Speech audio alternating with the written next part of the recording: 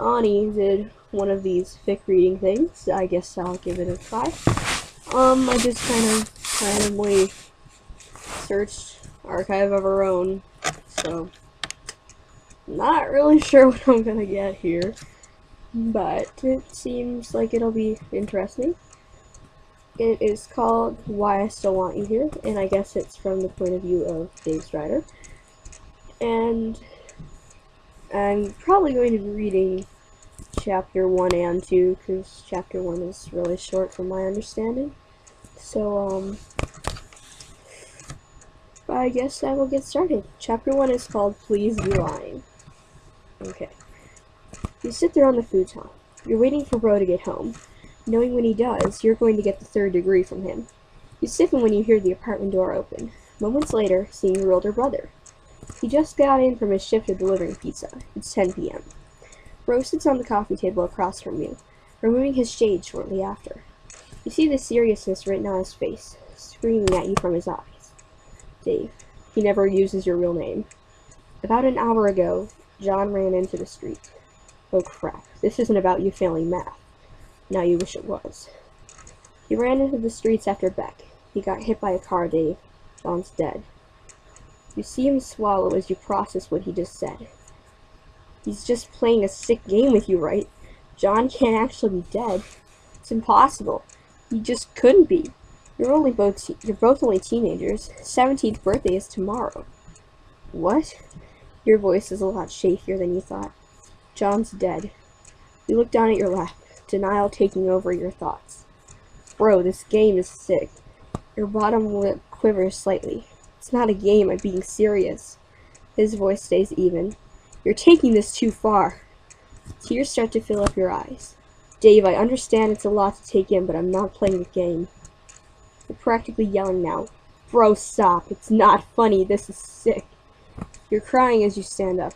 He follows suit, scooting the coffee table back with his foot, as he does giving him more space to move. You shouldn't make this kind of stuff up. This isn't okay. He sighs, spreading his arms. Before you have a chance to run, they're around your shoulder. You shove him away, John's death really sinking in. You take your first instinct and run. He doesn't come after you. Reality sinks in even more.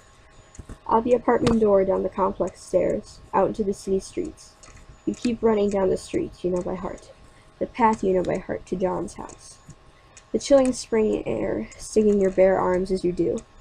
As the city begins to turn into suburbs, you slow, catching your breath and walking slowly. Finally, you come up to John's street. You walk down it at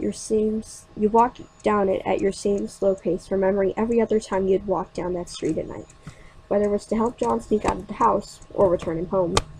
You can picture your first kiss under that street lamp, how his braces cut your lip and it bled. It was pretty funny looking back on it. He never got upset about it, though. Instead of knocking on the front door, you go around to the balcony where you'd ironically serenaded him once. You got out the guitar and everything. He was really happy because he saw how much you had really put your heart into it. You had spent 3 weeks up to that point learning the acoustic version of Say You Like Me by We the Kings from Jade. She'd help you pick the song. Jade. Her dog is the life John sacrificed his for. It was a freaking dog. Just a freaking dog. John was your boyfriend. Was. The word punches you in the face. You sit down under the balcony. It's still cold, but you don't mind as much as you slip your eyes closed. Leaning back against the wall of the house, you sit and you drift off into the dreams of a buck-toothed, messy-haired, blue-eyed boy that made everything better when no one else could, even though now he can't. You just caught him looking at you again. He doesn't know when you catch him, unless you want him to know. He keeps looking over at you across the classroom, as the teacher rambles on about the interior angles of a polygon. You've managed to draw a decent picture of him. Rose has been bothering you for weeks for his name because you've mentioned him more than once. Okay, that's the first chapter. Ooh, this is 5 minutes long. Okay.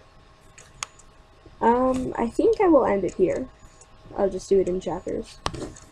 So, that was chapter 1. I will have the link to this fic in the description. And thank you for watching, I guess.